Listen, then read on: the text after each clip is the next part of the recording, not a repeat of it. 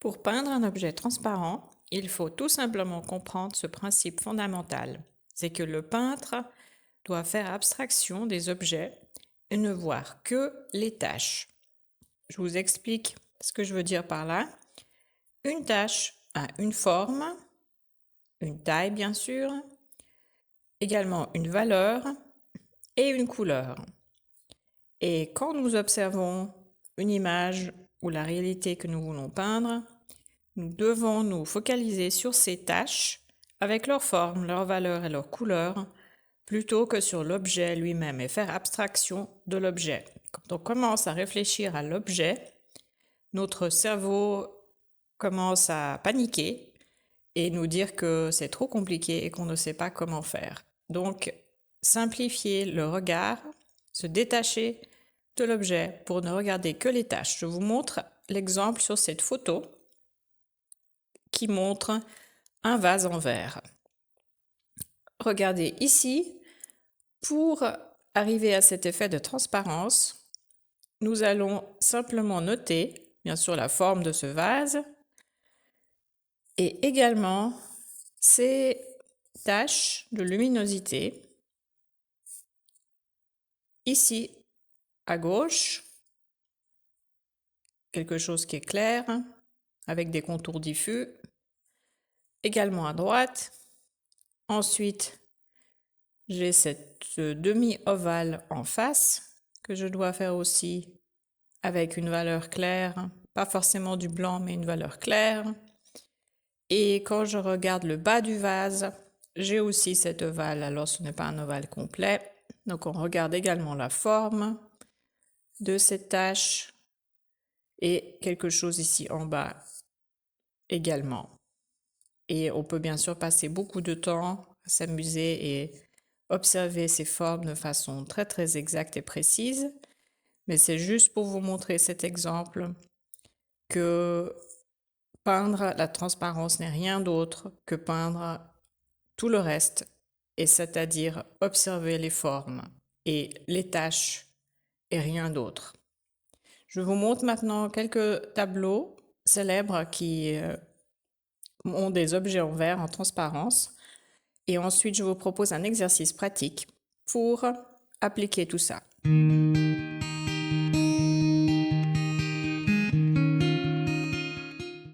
Une nature morte de Peter Claes, un peintre hollandais du XVIIe siècle, est un très bel exemple de la peinture d'un objet en verre transparent. Et regardez ici, c'est exactement ce que j'expliquais avant. Il faut vraiment se focaliser sur les reflets et observer la forme et la couleur et la valeur de ces taches. La même chose se passe ici sur les objets métalliques. En fait, quand on peint les reflets, en général, on prend une valeur plus claire et on enlève la saturation de la couleur en essayant de rester avec une couleur similaire à la couleur de l'objet. C'est un petit peu la règle pour les reflets des objets métalliques. Regardez ici, si je m'approche un peu plus, nous pouvons regarder cette structure. Ce sont simplement des taches qui ont été posées sur cet endroit de la toile. Alors bien sûr, il y a une technique, il y a des contours nets et des contours plus diffus. Donc il faut manier le pinceau, bien sûr, avec dextérité. Mais vous voyez, en fin de compte, ce ne sont que des taches, ce ne sont que des valeurs et des contours de différents types qui créent cet effet de vert. Un autre peintre hollandais, et on voit que ce type de sujet était vraiment à la mode au XVIIe siècle, plusieurs objets en verre, et regardez ici, très frappant également, des taches, des formes plus foncées pour montrer le bord de ce verre, de cette coupe, une tache très claire, valeur très très claire, probablement la valeur la plus claire d'ailleurs du tableau, et également ici une toute petite touche de valeur plus claire et une valeur plus foncée. Et bien sûr, ce peintre maîtrise parfaitement ses contours, donc contours nets pour l'extérieur de ce verre et contours plus diffus pour l'intérieur. Et c'est ça qui donne bien sûr cette impression vraiment de image presque photoréaliste. Et également ici, des reflets sur les objets métalliques, ce ne sont que des taches de valeur très très claire et de couleur très désaturée par rapport à la couleur, la vraie couleur de l'objet. Même chose ici en arrière-plan, même principe appliqué. Un chardin que je n'avais pas montré avant, qui est vraiment une image très belle parce que bien sûr on a beaucoup de contraste entre ce verre qui est transparent et cette cafetière qui est très foncée. C'est tout en simplicité comme Chardin le faisait si bien. À nouveau, regardons ce verre qui est bien sûr peint de façon absolument phénoménale. Si on s'approche pour examiner tout ça, on va voir qu'il s'agit bien sûr d'un ovale, d'une valeur plus claire. Également ici, un contour très net pour ce bord externe et des contours très diffus pour cette forme de valeur plus claire et de forme un peu, bon, je dirais, je peux même pas qualifier ça de forme, mais vous voyez, il y a vraiment un travail de pinceau pour arriver à cet effet diffus. Et également ici, on a le maximum de reflets de luminosité, des valeurs très très claires, des marques, des formes, des taches de cette valeur plus claire. Donc quand on s'approche, bien sûr, l'exécution est absolument fabuleuse. On a vraiment l'impression d'avoir un verre transparent rempli d'eau en face de nous. Mais à nouveau, comme j'ai dit en introduction, c'est simplement l'observation de ces formes et de ces taches et ensuite l'utilisation de contours pour arriver à cet effet. Très belle peinture, moi j'aime beaucoup ce type de nature morte très simple. Passons maintenant au XXe siècle avec ce peintre d'origine russe, Petrov Vodkin, qui peignait beaucoup d'objets transparents et beaucoup d'objets avec des reflets. Et vous voyez ici, il joue vraiment avec cette cafetière et la réflexion de l'œuf dans la cafetière. L'exécution est très très belle, j'aime beaucoup ses effets de luminosité, il a vraiment une technique bien à lui, un style très reconnaissable. Mais regardez à nouveau ce verre et ce vase, ce bocal avec les fleurs. Si on s'approche et qu'on observe vraiment le détail, c'est exactement ce que je vous ai expliqué dans ma petite introduction. Regardez ces taches, ces formes, un petit peu de valeur claire, des valeurs claires, bien sûr des couleurs qui sont très bien choisies, ce n'est pas du blanc, c'est du bleu très très clair. Et également ici, pour ce verre, une structure très complexe avec beaucoup de formes différentes, mais en fin de compte, si on s'approche et qu'on regarde ça en plus en détail, ce sont des formes, ce sont des tâches qui ont une forme, une valeur, une position et une couleur. Alors le choix des couleurs est bien sûr ici très subtil. C'est très beau également ici les reflets à l'intérieur de ce verre, très complexe. Mais comme je vous ai dit, simplement question d'observation et de se détacher de cette idée je peins un objet en verre, je peins des taches, je peins des formes. Et c'est comme ça que vous allez vous débloquer mentalement et arriver à peindre un objet en transparence. Dernier exemple que j'ai pour aujourd'hui, également un Petrov Vodkin. J'ai montré déjà cette image dans une des leçons précédentes, mais le même principe s'applique ici. Un objet transparent qui est vraiment le centre de cette composition. Et regardez ici, c'est vraiment frappant cette tache de valeur très très claire, c'est la valeur la plus claire, donc c'est automatiquement ici le plus grand contraste et c'est ici que notre œil se dirige en premier. Et regardez ici, on voit vraiment bien les coups de pinceau et également ici des marques, des contours, des valeurs. Là, on voit vraiment cette qualité de traits, de pinceau et l'effet est absolument fabuleux surtout quand on est un petit peu plus loin. Mais vous voyez, en fin de compte, ce ne sont que des formes et des coups de pinceau, avec bien sûr des couleurs et des contours très très bien maîtrisés. Voilà, c'est tout ce que je voulais vous montrer par rapport aux exemples de peinture. Je vous invite à me suivre dans un petit exercice pratique pour appliquer tout ça. Pour cette démonstration pratique, j'utilise des crayons Derwent. Ce sont des crayons aquarellables et ici j'ai ma feuille de référence pour toutes les couleurs et je vais choisir ces deux couleurs bleues. Sans ce petit guide de référence, il est très difficile de choisir les couleurs de ces crayons parce que les couleurs sont vraiment différentes. La mine du crayon n'est pas du tout la même couleur que le résultat final une fois que vous allez appliquer de l'eau. Et je commence en traçant simplement le contour de mon vase et cette ligne diagonale de la fenêtre, de ce rebord de fenêtre. Je vais faire un croquis vraiment très très simple et peindre directement à partir de ma photo. L'emplacement de cet ovale et je commence déjà à déposer le pigment du crayon. C'est très léger ce que je fais, mais une fois qu'on rajoute de l'eau, c'est vraiment très intense. Donc je connais ces produits et je sais que si on a la main un peu trop lourde, c'est vraiment trop coloré. Ce n'est pas l'effet que je veux. Ici, j'ai simplement un pinceau pour aquarelle et j'applique l'eau tout autour de mes contours. Ce que je vais faire pour créer l'effet de ces reflets, c'est de laisser le blanc du papier autant que possible.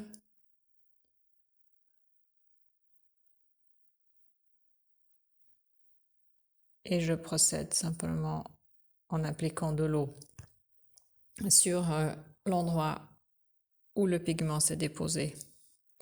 La particularité de ces crayons Derwent, c'est que ce sont des crayons à encre, c'est comme ça que ça s'appelle. Je regarde ce qui est écrit sur la boîte.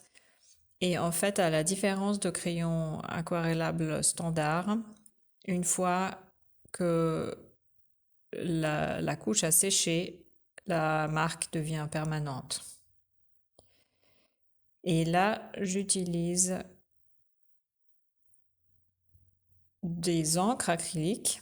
Donc pas mal de nouveaux produits aujourd'hui. J'ai décidé de changer un peu de technique. Et je vous montre différents produits qu'on peut aussi utiliser pour plus de variété dans vos peintures et dans vos images. Donc ces encres acryliques sont très très concentrées. Bien sûr, on peut utiliser le pinceau, mais dans ce cas-là, je trouve que la pipette qui est déjà intégrée, ça va vraiment me donner l'effet désiré de ces tiges de fleurs. Donc je procède directement avec ma pipette. Et là, la couleur que je choisis, c'est terre de sienne brûlée. Ce kit contient 3 couleurs. Une un peu plus rougeâtre, celle du milieu, et une qui est un peu plus jaune, orangée. J'ai choisi la plus foncée. Et ce que je fais ici, c'est que je commence en fait à marquer mes endroits les plus foncés, qui sont à l'ombre, qui sont ces branchages, feuillages à l'ombre.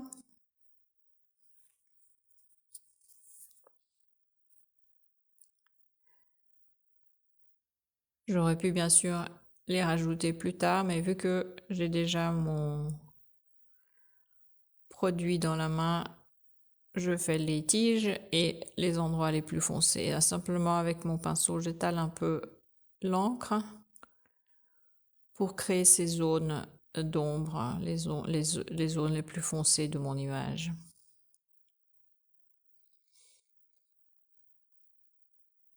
Et également ici, je reprends un peu du même liquide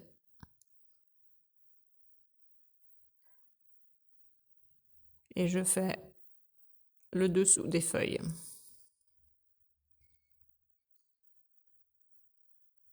Alors ces encres acryliques sont assez intéressantes, j'en ai pas beaucoup, j'ai en fait que ce kit de 3 couleurs, je ne les utilise pas beaucoup, mais elles sont assez polyvalentes. Elles sont assez chères, je trouve, pour ce que c'est. Mais c'est vrai que des fois, pour une utilisation comme ici, ça donne un effet assez intéressant, surtout les tiges, hein. Les taches, bien sûr, on peut les faire avec un pinceau et une peinture acrylique ou aquarelle, mais pour ces tiges, l'utilisation de cette pipette, je trouve que ça donne un effet assez intéressant. Maintenant, je fais l'ombre de mon bocal.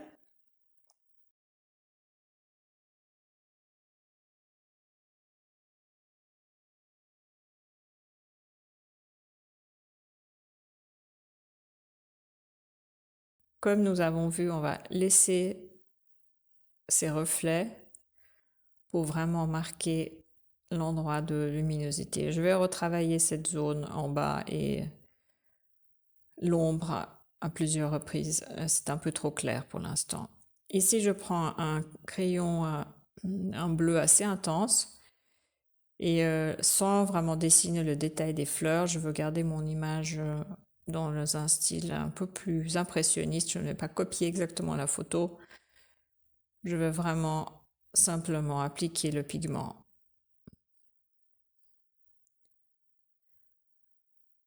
pour remplir mon espace.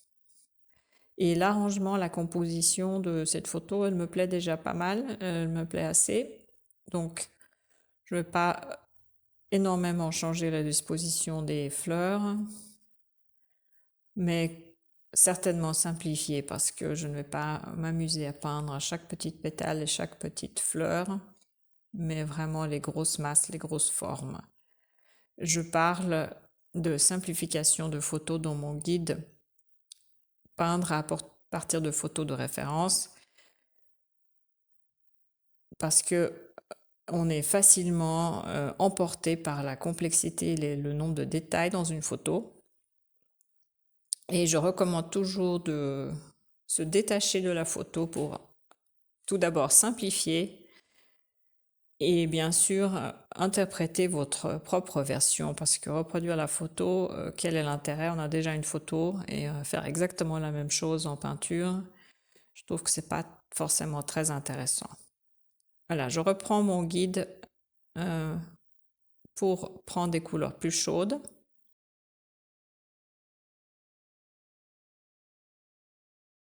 Et je prends cet orange mandarine qui est vraiment très intense pour faire les fleurs. Vous voyez, j'indique à peu près la forme générale des fleurs, mais je ne vais vraiment pas dessiner. De toute façon, en appliquant l'eau, tout ça va bouger et on va perdre la forme précise. Et donc, je ne fais pas dans le détail, je veux vraiment simplement marquer l'emplacement de ces taches de couleur. Et bien sûr, parce que la partie que j'ai expliquée avant, observer les taches, les formes, etc., ça ne s'applique pas que pour la peinture d'objets transparents, mais également ce bouquet est un très bon exemple. Observez les taches de couleur, leur disposition. C'est exactement ce que je fais ici. Donc j'applique la même logique à mon objet bouquet de fleurs et mon vase qui est transparent.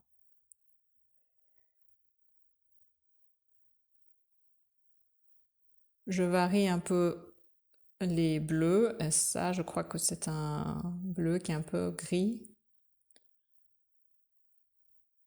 Pour quelques tiges, pour donner un peu plus de structure à ce bouquet.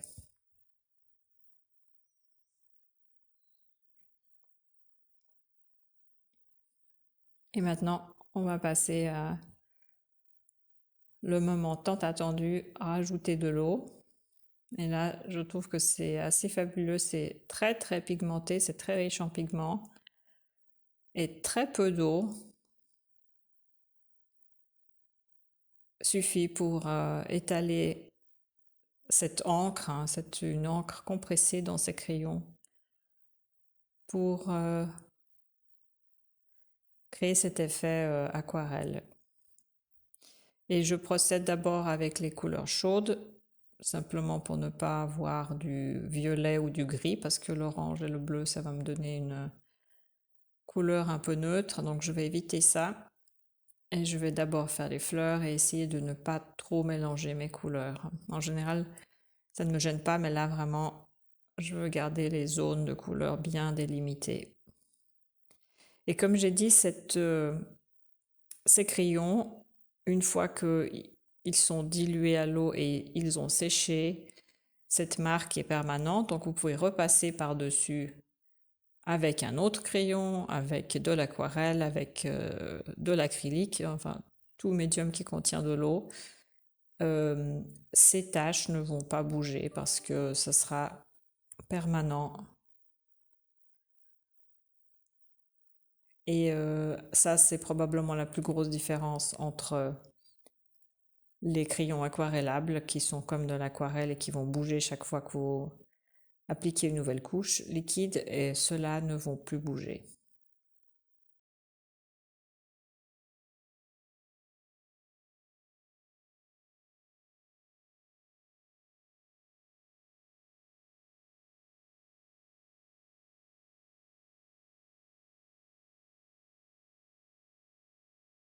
Et l'autre chose que j'aime bien dans ces crayons, c'est l'intensité de ces pigments. C'est vraiment extrêmement, extrêmement saturé. C'est pour ça que au tout début, j'ai été très léger avec ce crayon bleu parce que je sais que si on appuie fortement, on a vraiment énormément de pigments.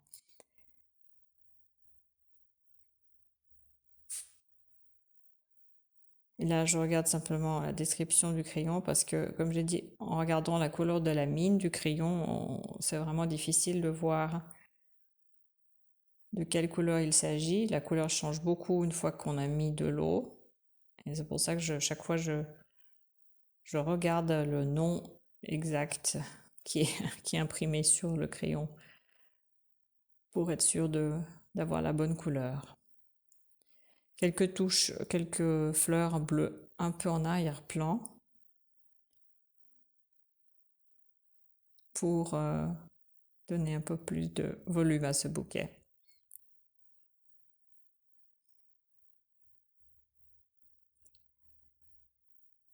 Marquer un peu plus ces contours qui sont un peu perdus actuellement entre le fond et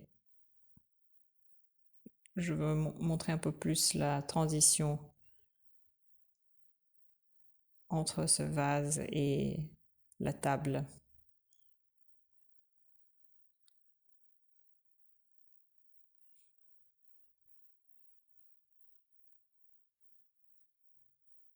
Et je sais que cette tache foncée, ces zones d'ombre que j'ai appliquées avec la terre de sienne brûlée, c'est très très dominant maintenant.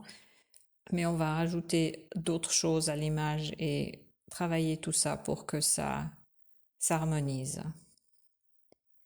Et avec un tout petit peu d'eau, vous voyez comme tout de suite cette encre devient liquide et la couleur est vraiment très belle et très intense.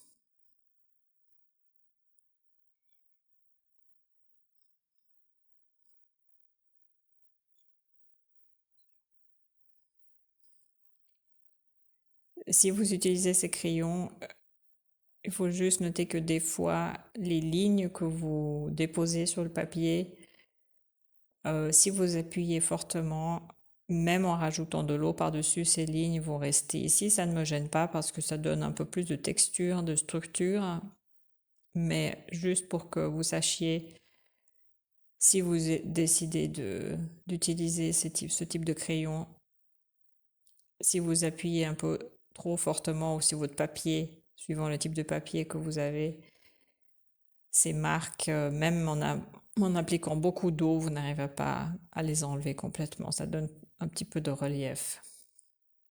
Et je vais maintenant passer à la partie feuille. Je choisis un vert neutre et un violet. Alors vous allez me dire, il n'y a pas forcément de violet dans la photo, mais pour faire une partie à l'ombre, feuillage à l'ombre, c'est toujours une bonne idée de rajouter du bleu ou du violet ou une couleur foncée froide. En tout cas, moi, j'ai déjà du bleu dans mes feuilles, pardon, dans mes fleurs. Et c'est pour cette raison-là que j'ai choisi de prendre du violet plutôt que du bleu.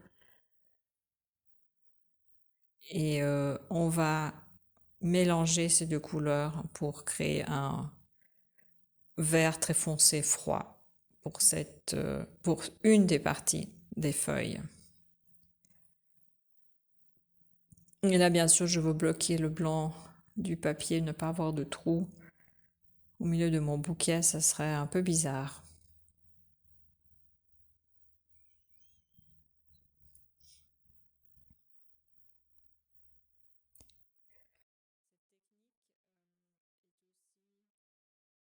Ici, je vais utiliser pour cette image ces crayons presque comme une sous-peinture. Je vais rajouter d'autres choses par la suite. Vous allez voir un peu plus tard dans la vidéo. Et vous pouvez très bien utiliser ça comme une première couche pour votre image si vous voulez continuer avec de l'acrylique. Et moi, c'est un peu le principe que j'utilise ici.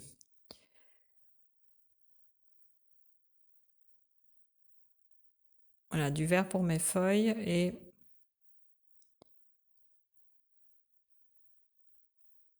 un autre vert un peu plus clair, mais qui est un petit peu trop synthétique à mon goût. Vous allez voir, c'est très sirop à la menthe. Ce n'est pas un vert qui est très naturel. L'autre chose qui est intéressante avec ces crayons, c'est que, à la différence de l'aquarelle, on doit beaucoup changer l'eau parce que l'eau devient sale très vite. Je trouve qu'avec ces crayons, on peut vraiment tremper le pinceau et il y a très peu de pigments qui restent dans l'eau. Et mon eau dans mon verre, dans mon gobelet, vous voyez, elle est quasiment claire.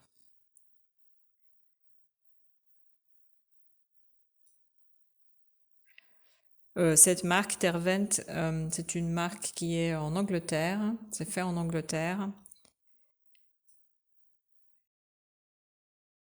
Maintenant, avec le Brexit, bien sûr, ça rend les choses plus compliquées de commander les choses depuis l'Angleterre, mais je sais que on trouve ces crayons, en tout cas sur Amazon, vous les trouvez.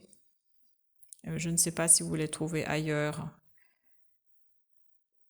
peut-être dans des boutiques spécialisées également, mais je sais que maintenant ça prend plus de temps, c'est plus compliqué et c'est vraiment dommage parce que l'Angleterre a énormément de très très bons produits pour la peinture, du papier, également bien sûr des marques comme Winsor, Newton pour les beaucoup de produits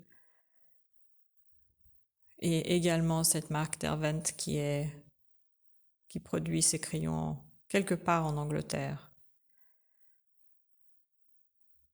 Et ils ont vraiment une culture d'aquarelle, de peinture, de produits de qualité. Et donc, maintenant, passer comment directement en Angleterre, il faut s'accrocher avec les douanes et toute la paperasse. Ce n'est vraiment pas simple.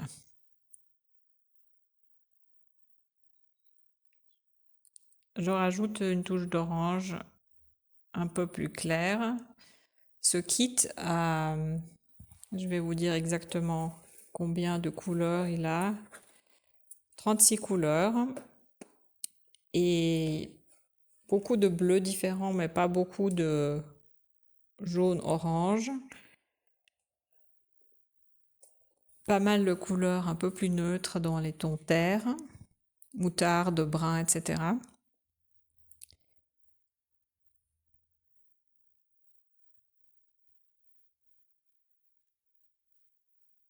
Et je sais qu'il y a aussi un kit qui a moins de couleurs, je crois 24, je ne suis pas sûre du nombre exact, mais cette boîte-là, 36 couleurs, je trouve que c'est un bon compromis, hein. C'est pas trop, mais ça permet de varier, avoir suffisamment de variété. Et en plus, bien sûr, vous pouvez mélanger en mélangeant les pigments avec l'eau. Vous obtenez d'autres couleurs qui ne sont pas dans la boîte. Maintenant, ce qui se passe, c'est que je rajoute sur mon papier qui est encore humide des marques au crayon. Et ça, alors c'est un petit peu dangereux, je vous dis tout de suite, parce que, vous pouvez déchirer votre papier. Ça, c'est du papier épais, 300 grammes par mètre carré, exprès aquarelle. Mais si votre papier est plus fin, vous allez faire des trous. Je vous déconseille de faire ça de cette façon-là sur du papier qui est vraiment imbibé d'eau. Et l'autre chose, c'est que avec ces crayons, si vous faites des marques sur le papier humide, vous allez voir ces marques, ces traces de crayon. Alors, si c'est ce que vous voulez, tant mieux. Mais sachez juste que vu que votre papier est humide, il va être blessé beaucoup plus facilement. Donc, ces marques vont rester. Je prends un brun un peu plus neutre. Je ne suis pas sûre de la couleur que je veux utiliser pour l'arrière-plan et pour cette partie en avant-plan. Et je choisis de faire un brun très neutre, brun clair neutre. Je ne suis pas convaincue par cette couleur rose qu'il y a sur la photo. Et donc, comme j'ai dit, regardez la photo, mais faites votre version à vous. Changez les couleurs. Couleur interprétative, j'aurais pu complètement changer la couleur de mon bouquet. J'ai choisi de garder les couleurs parce que elles me plaisent assez. Mais par contre, cet arrière-plan, pour moi, ça ne fonctionne pas avec l'orange et le bleu. C'est vraiment une couleur qui ne s'harmonise pas avec le reste. Donc, je choisis ma propre version de l'arrière-plan.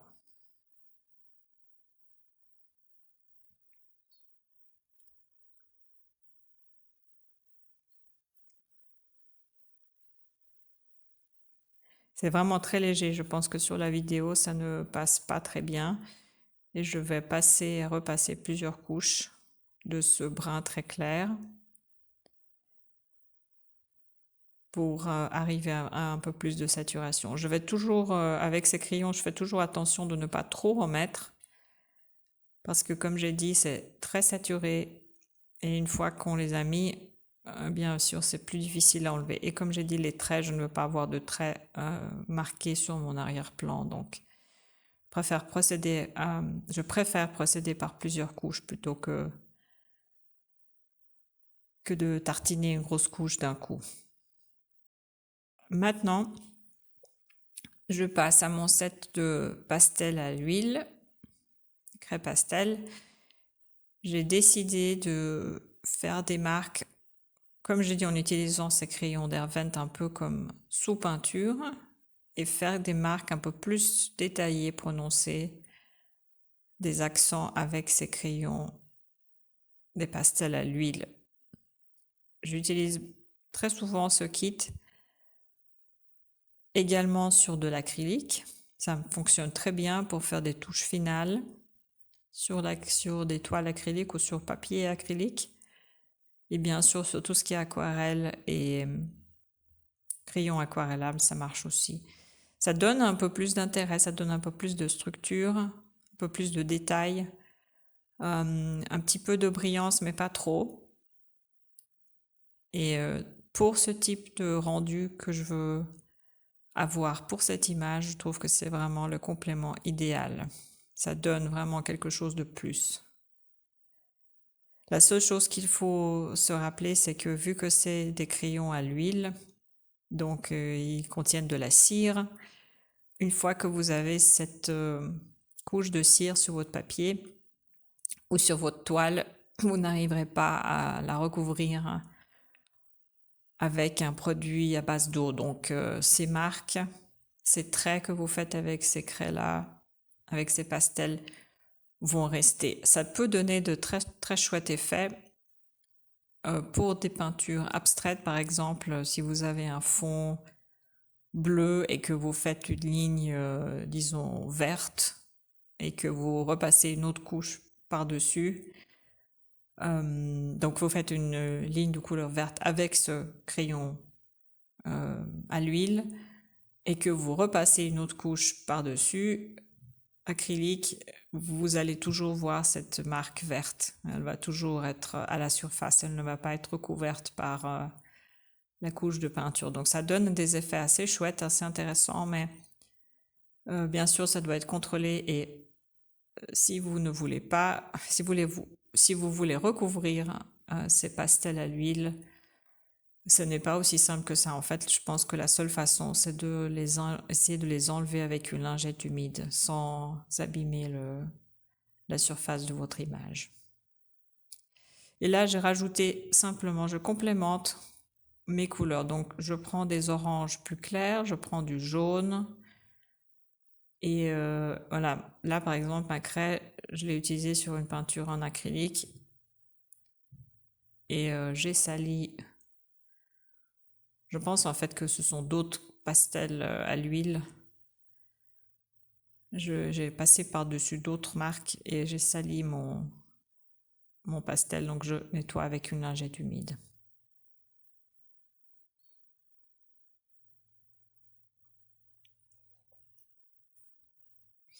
Maintenant du vert plus foncé pour ces feuilles en avant. On voit clairement que c'est beaucoup plus foncé et je n'ai pas encore ces valeurs foncées sur mon image. Tout est assez clair au milieu de l'échelle de valeurs, donc je vais essayer de accentuer ça un peu plus. Et également, ce que je n'aime pas, c'est que cette partie ombre que j'ai fait avec la terre de sienne brûlée, ce brun est très très dominant au milieu, donc je trouve que ça n'a pas sa place. Et je vais masquer tout ça. En tout cas, intégrer ça plus à l'image avec des couleurs foncées de mes craies, de mes pastels à l'huile.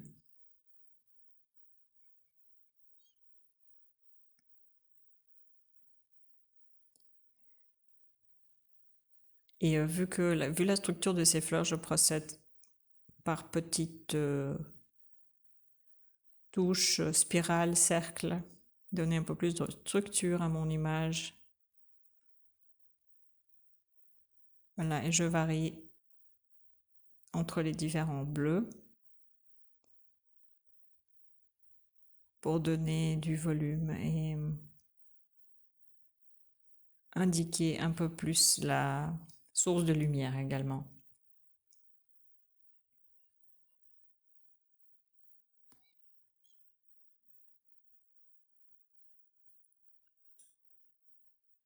Encore ce violet pour assombrir cette partie de feuillage.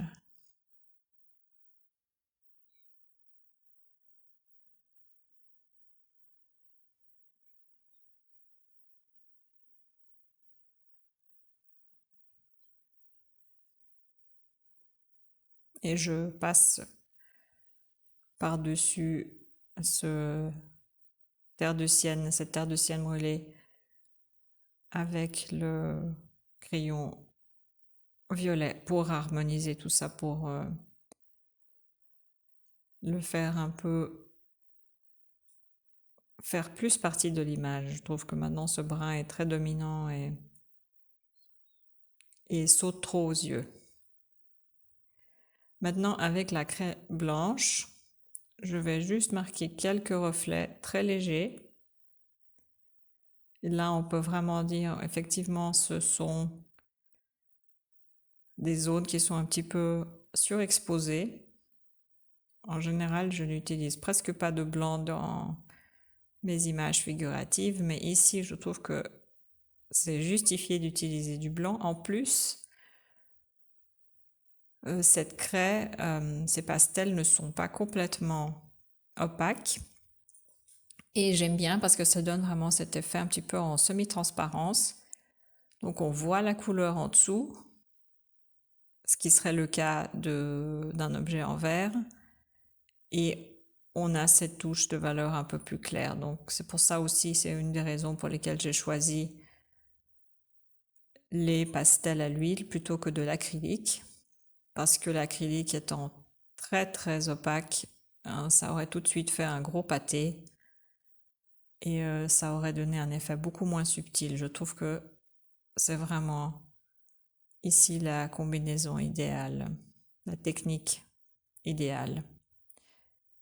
Je vais utiliser une touche d'acrylique tout en fin pour rajouter une petite touche finale. Vous allez voir à la fin de la vidéo. J'ai décidé de rajouter un peu plus de foncé, donc un peu plus de pigment sur ma feuille avec ce bleu-gris.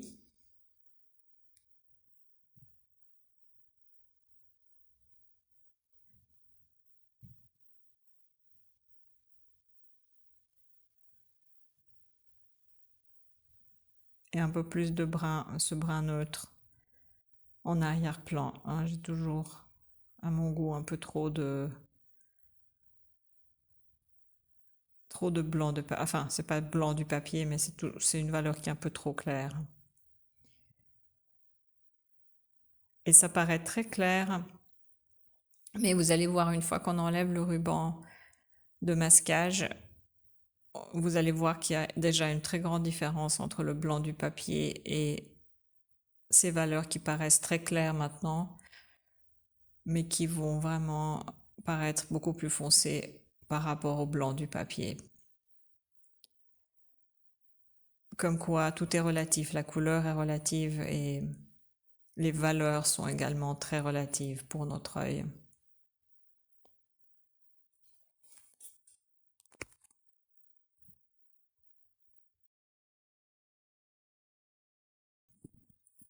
Si vous êtes nouveau sur ma chaîne, bienvenue. Je vous invite à regarder mes autres vidéos, les autres leçons de peinture sur ma chaîne qui parlent de tous les principes fondamentaux qu'il faut connaître pour apprendre à peindre, ou peut-être réapprendre si vous avez déjà appris, mais que vous voulez revoir quelques concepts, ou peut-être voir des concepts que vous n'avez pas encore vus. Et j'ai également un guide qui peut vous permettre d'améliorer votre image si vous êtes bloqué. On arrive souvent dans une peinture à un stade où on ne sait pas trop quoi faire, on ne sait pas trop où aller. Et si vous êtes tout seul en face de votre feuille ou en face de votre toile, ça peut être très très frustrant et déprimant même, je dirais. Et donc j'ai créé un guide. C'est un fichier PDF de 15 pages qui, j'espère, peut vous aider à dépasser ce blocage et trouver des pistes, trouver des solutions pour améliorer votre image. Je vous mets le lien en descriptif de vidéo.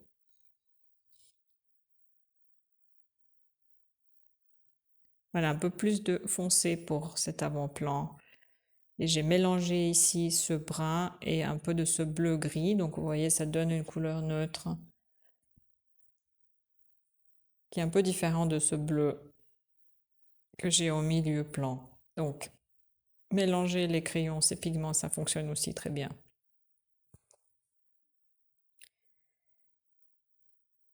Je prends du gris. Je trouve cette partie toujours un peu trop claire à mon goût et mon vase flotte un peu. J'ai envie de donner un peu plus de définition, un peu plus de valeur foncée à cette zone.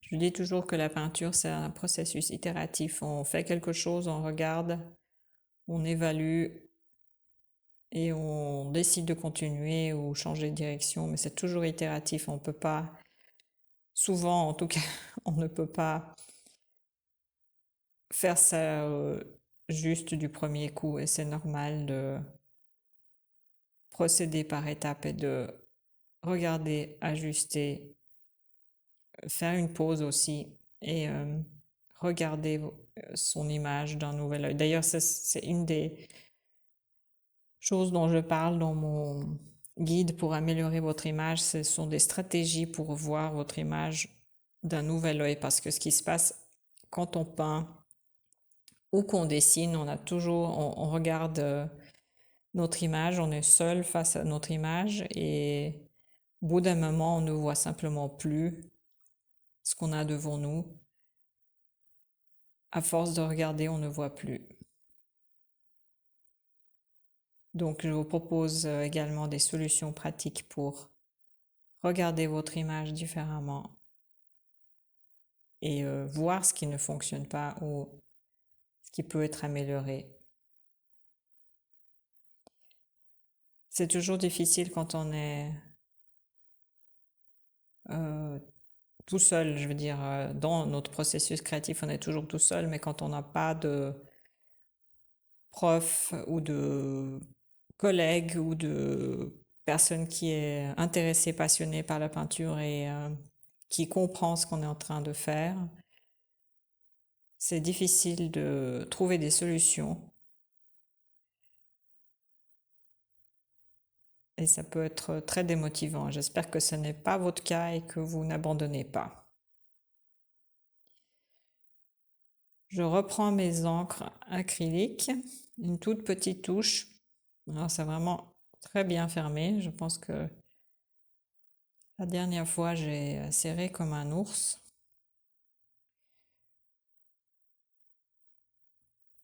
Et je mélange avec du blanc titane de peinture acrylique parce que je veux faire quelques fleurs blanches et j'ai décidé de faire ça à l'acrylique pour avoir plus de contraste et avoir quelque chose de plus opaque, de plus couvrant.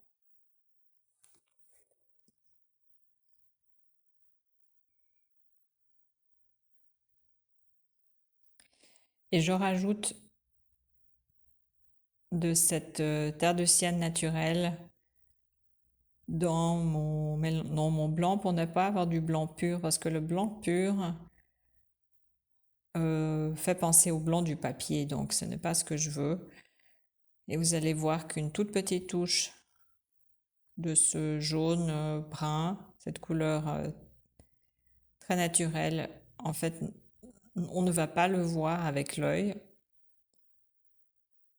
Par rapport aux autres couleurs, ça va paraître très blanc, mais ça ne va pas être un blanc cassant, blanc de papier, donc blanc très stérile. Ça va être un blanc un petit peu plus naturel. En général, les fleurs ne sont jamais blanches, elles ont toujours un tout petit peu de couleur rose, un peu bleu ou un peu jaune. Donc regardez, les couleurs blanches ne sont vraiment jamais 100% blanches. Pour faire ces petites fleurs, j'utilise des cotons-tiges, 5, 3, suivant la taille des fleurs que je veux faire. Et ça me permet de faire aussi des marques qui sont spontanées et naturelles, qui ne sont pas faites à la main. On a tendance à faire toujours les mêmes formes, les mêmes gestes à la main. Donc, utiliser un outil comme ça permet de varier, faire quelque chose de plus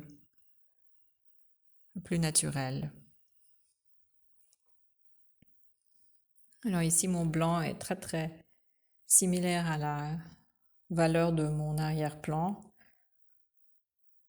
Je vais revenir à côté avec quelque chose d'un peu foncé, cet arrière-plan à côté de ces fleurs blanches pour les faire ressortir un peu plus.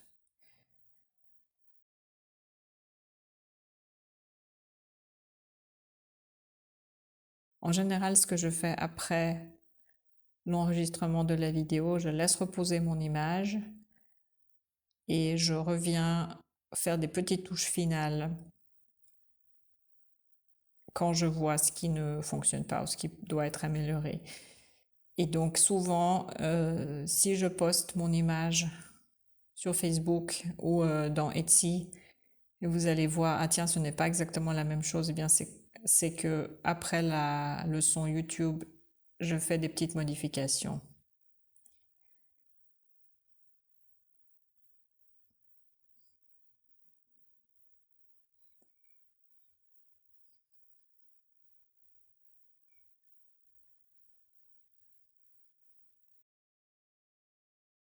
Une petite touche en plus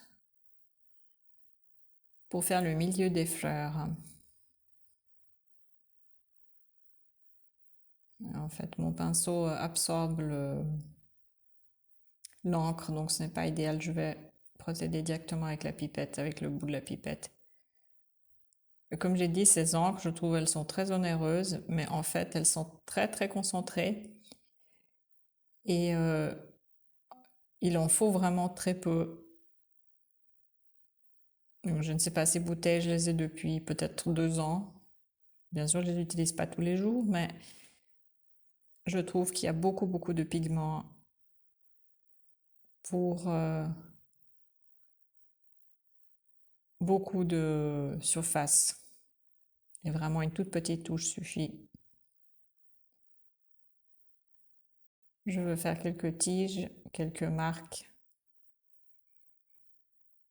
Et ça me plaît pas. Je vais couvrir ça un petit peu par la suite. Je ne vais pas garder ça. Cette marque au milieu ne me plaît pas. Un peu plus sur les feuilles.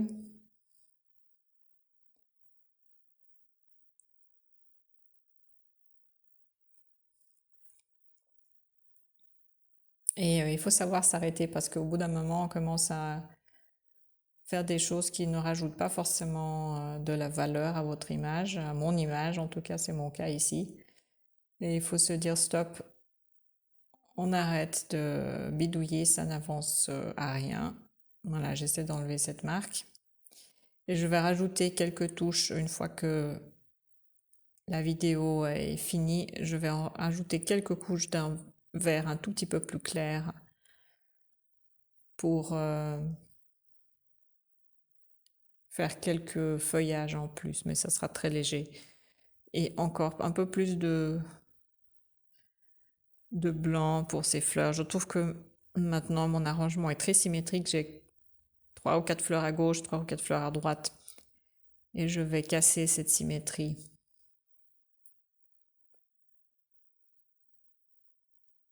Dans la version finale de l'image, vous allez voir que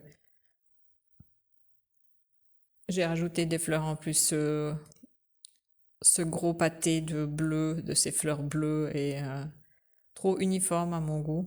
Et je vais modifier ça une fois que je fais l'évaluation de mon image après la vidéo. Des fois, ça saute vraiment aux yeux. Il faut laisser reposer et revenir et ça saute aux yeux. On se dit, mais tiens, c'est évident ce que je dois faire et c'est très clair. Mais il faut savoir s'arrêter et ça, c'est quelque chose que je vous conseille. Arrêtez-vous plutôt trop tôt que trop tard. Moi, ça m'arrive souvent de dépasser le stade où j'aurais dû m'arrêter et je ne le fais pas et je continue à gribouiller et ça n'améliore pas mon image, bien au contraire. On va revoir ça de plus près et je vous montre tout en fin de vidéo la version finale avec les petites modifications que j'ai apportées.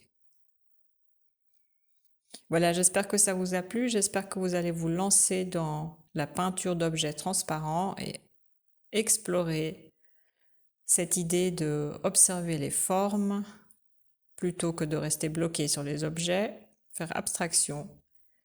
Bonne chance à tous, à très bientôt.